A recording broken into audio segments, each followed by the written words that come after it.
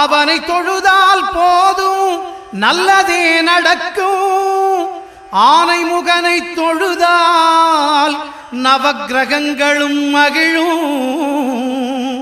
நல்லதே நடக்கும், நல்லதே நடக்கும்.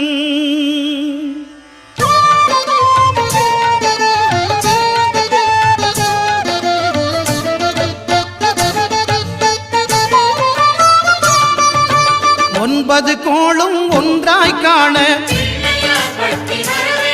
அங்கு கற்பகம் என்னும் கடவுளின் மெய்யில்.